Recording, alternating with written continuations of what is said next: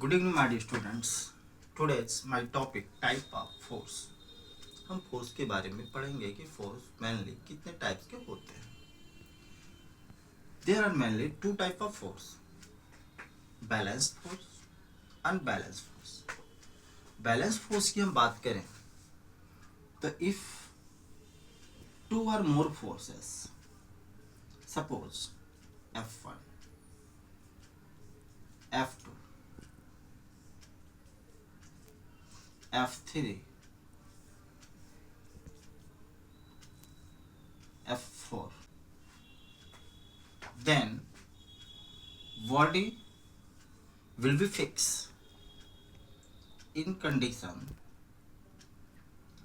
F1 plus F2 plus F3 plus F4 equal to 0.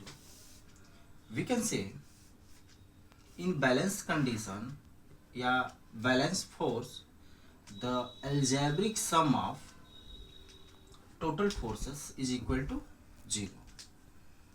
Then we can write in form of here highest force 4, यानी यहाँ पे total बल कितने लगे हैं 4, तो इसको 4 ऊपर लिख सकते हैं, नीचे I इक्वल टू 1 दिखा सकते हैं और F यहाँ पे FI कर सकते हैं equal to 0।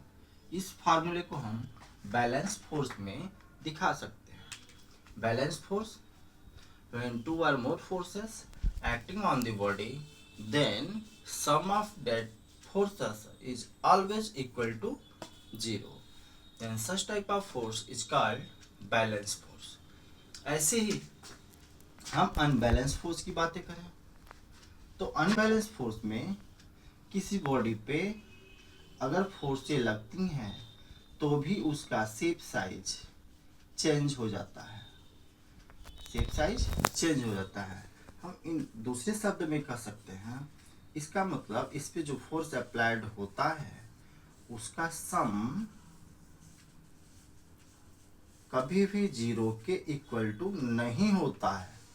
Means F1 plus F2 plus F3 plus F4 is not equal to 0. Then we can say F1 plus F2 plus F3 plus F4 is not equal to 0. यानी आपसे unbalance का define पूछा जाए तो आप यही बताएंगे कि when two or more forces acting on the body, then its algebraic sum is not equal to 0.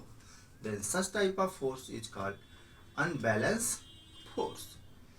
Okay.